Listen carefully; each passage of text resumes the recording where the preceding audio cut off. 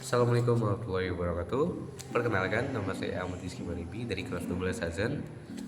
Teman-teman pernah gak sih teman-teman merasa hidup seperti terus dikejar waktu? Baru saja selesai satu tugas, sudah muncul tugas lain. Belum lagi ada kegiatan organisasi, bimbingan lomba, atau aktivitas lainnya. Rasanya waktu 24 jam dalam sehari itu benar-benar tidak cukup. Tapi anehnya ada loh orang yang tetap terlihat tenang, tugasnya selesai tepat waktu, tetap aktif untuk kegiatan, bahkan masih sempat beristirahat dengan baik. Kok bisa ya? Jawabannya ada pada satu hal sederhana, tetapi berdampak besar, yaitu manajemen waktu. Perbedaan produktivitas seseorang bukan karena mereka punya lebih banyak waktu, tapi karena cara mereka mengelola waktu. Sebagai pelajar SMA, saya sendiri sangat merasakan tantangan ini. Tugas sekolah yang menumpuk, persiapan lomba, kegiatan organisasi, hingga kebutuhan untuk bersosialisasi seringkali saling bertabrakan. Disinilah manajemen waktu menjadi keterampilan yang sangat penting. Manajemen waktu bukan hanya sekedar membuat jadwal harian, tetapi juga tentang mengenali ritme hidup kita sendiri. Banyak penelitian menunjukkan bahwa manajemen waktu bisa menurunkan stres dan meningkatkan kualitas hidup. Namun, masalah terbesar remaja adalah kebiasaan menunda-nunda.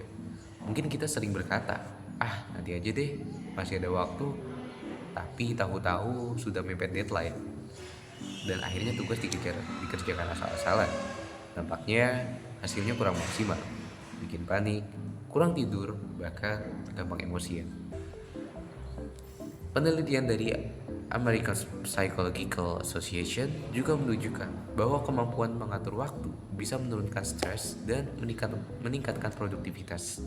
Sedangkan data dari National Institute of Mental Health mencatat bahwa sekitar 70% pelajar sering menunda tugas hingga mendekati batas waktu. Akibatnya, kualitas belajar menurun, kecemasan meningkat, tidur terganggu, dan bisa menyebabkan kelelahan mental.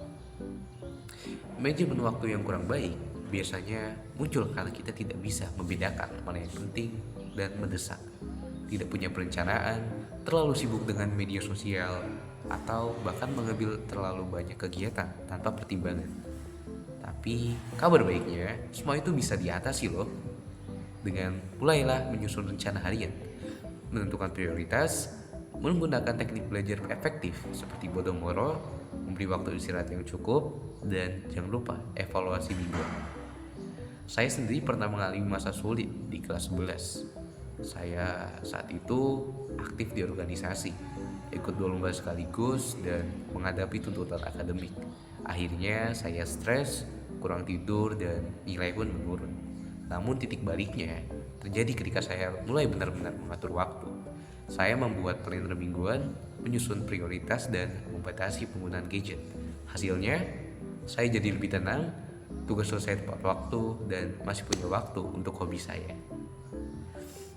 Nah, dari pengalaman ini, saya belajar bahwa manajemen waktu bukan sekedar teori, tapi keterampilan yang bisa dilatih dan dibiasakan.